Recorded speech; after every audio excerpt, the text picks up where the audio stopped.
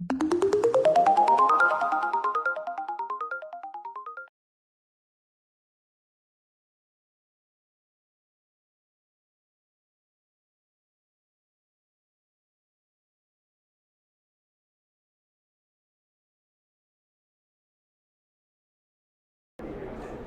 aqui na 60ª edição do ESH, o maior congresso de hematologia do mundo, esse ano em San Diego, na Califórnia.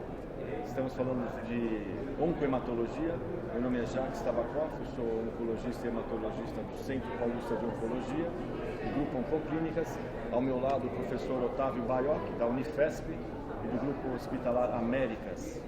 E o nosso tema hoje vai ser linfoma difuso de grandes células, na situação de recidiva, refratariedade, uma população especialmente de difícil tratamento. Otávio, o que você acha que foi mais importante nesse congresso até agora, nessa população? Bom, realmente, Jacques, esse congresso, essa edição trouxe muitas novidades, principalmente em relação ao linfoma não Hodgkin difuso de grandes células recidivado e refratário. A gente sabe que, grosseiramente, mas numa média, a gente cura 50% desses pacientes com um tratamento de primeira linha. E o que fazer depois com essa outra metade que não responde, que se torna a situação cada vez mais difícil. E esse ano tivemos dois grandes dados de estudos interessantes.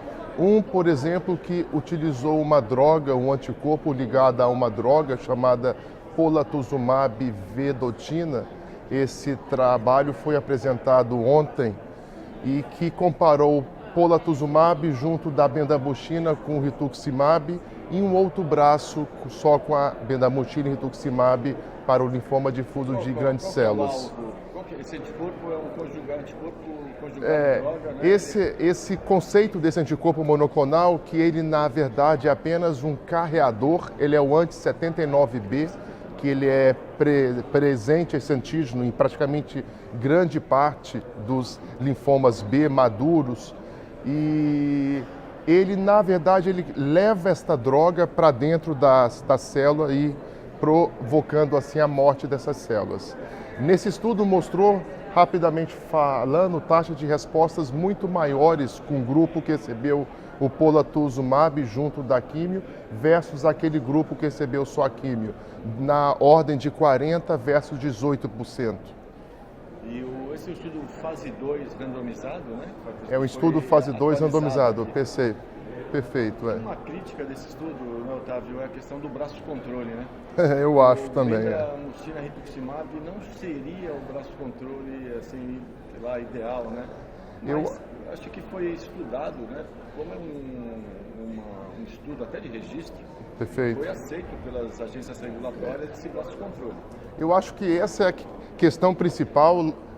Logicamente, bendabutina com rituximab não é a nossa escolha geralmente, pelo menos no Brasil, como segunda linha, mas o fato é que, mesmo com esse esquema questionável, a adição, o efeito que a adição dessa droga, polatuzumab, teve, foi indiscutível. Mas eu concordo, esse talvez seja um ponto fraco desse trabalho. Nós teremos um regime que é polatuzumab, rituximab e bendabutina. Anticorpos, sendo que um deles é um conjugado. Perfeito, contra dois antígenos diferentes, é isso aí, perfeito. É um momento diferente um pouco. Eu acho que talvez no Brasil, eu acredito que o regime mais utilizado em resgate de pacientes não elegíveis para transplante é o RGMOX, né? Perfeito. Principalmente para essa população de idosos ou não fit para o transplante. Acho que esse estudo ele focou mais em pacientes não elegíveis para transplante. Não elegíveis, justo. Talvez daí a escolha da R-benda e não, por exemplo, de um R-ICE ou outra droga assim. Mas eu acredito que essa droga tem uma chance boa de ser aprovada, né? Acho que esses resultados são robustos, vai ser aprovado em outros países. E torcemos que no Brasil ele venha a ser aprovado e a gente tenha mais essa opção. Eu acredito que a liberação dessa droga deve acontecer porque num estudo de fase 2 houve até um incremento importante, significativo na sobrevida livre de progressão e a global. Então acho que certamente a gente vai conseguir a liberação dessa droga no Brasil em breve. Polatuzumab vedotina. E o segundo estudo que a gente pensou em apresentar aqui para o pessoal é o estudo de vida real de CAR T-cell. Nós sabemos que produtos CAR T-cell, o Axi-cell, por exemplo, já tem aprovação comercial nos Estados Unidos já desde outubro de 2017. Nós temos aí 1 ano de uso na população. E teve esse estudo em que eles fizeram uma análise retrospectiva de 211 pacientes, de aproximadamente 14 ou 17 centros americanos. E esse é um número maior do que o estudo pivotal, o ZUMA 1, e que foram 108 pacientes.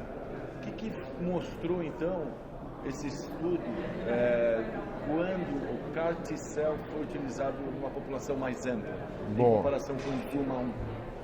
Essa apresentação realmente ela não foi revolucionária porque, felizmente, ela mostrou resultados semelhantes ao clinical trial, ao ensaio clínico, ou seja, corroborou o que o trial, por exemplo, o ZUMA trial ou outros trials que utilizaram outro tipo de CAR T-cell mostraram. Mas o interessante é que desses 211 pacientes, mais da metade não preencheria os critérios do ZUMA trial, do ensaio ZUMA, ou seja, mostrando que são pacientes bem menos, digamos, selecionados para o estudo clínico. Insuficiência renal, com história de trombose, plaquetopenia, etc. E o interessante é que a taxa de resposta global girou em torno de 80%, exatamente a mesma quase do estudo clínico, e com uma taxa de resposta completa em torno de 48%, 50%. E o mais interessante que eu achei, que isso é uma coisa que eu realmente aprendi ontem, que o efeito do CAR T-cell independe da idade, não só em termos de eficácia, quanto de perfil de toxicidade. Então, tanto para o jovem quanto para o idoso, mostraram resultados semelhantes. Muito interessante isso. Concordo, acho que essa é uma terapia totalmente renovadora. A gente pode pensar que o CAR T-cell é uma forma de terapia gênica, é terapia celular, é imunoterapia, tudo numa salada só. Então, é importante, a gente no Brasil ainda não está no horizonte muito próximo a gente ter disponibilidade dessas terapêuticas, mas a gente tem que trabalhar na questão de legislação, regulamentação.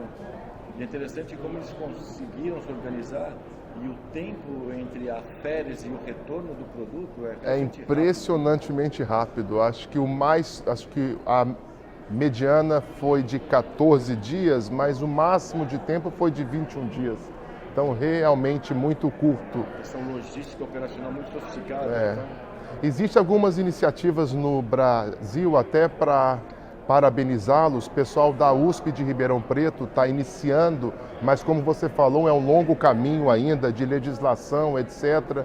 E o pessoal do INCA também está se mexendo na tentativa de implementar uma terapia gênica extremamente sofisticada e cara também. Foi importante a gente ter esse resultado aqui de vida real. A gente sabe que às vezes, num estudo como esse, super controlado, quando você extrapola para o mundo real, os resultados são completamente, às vezes, diferentes. Vem a suportar essa terapia tão revolucionária, que inclusive pode ser, como conceito, utilizado em uma série de outras neoplasias, né? Perfeito. Como de mieloma e outras doenças, confirmando que após a aprovação comercial, o resultado foi semelhante ao estudo clínico. Eu acho que essa é a mensagem fundamental. É isso aí. Obrigado, Jacques. Obrigado, Otávio. Obrigado a todos.